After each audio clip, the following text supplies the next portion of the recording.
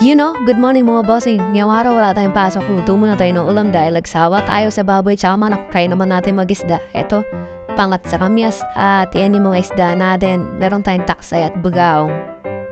Aksay at bugaong nga pala ang tawag dito sa amin. Ewan ko lang sa inyo mga bossing kung anong tawag sa isda na to sa lugar nyo. At yun, kirain na natin itong mga bossing. Baka tirahin pa ng iba to.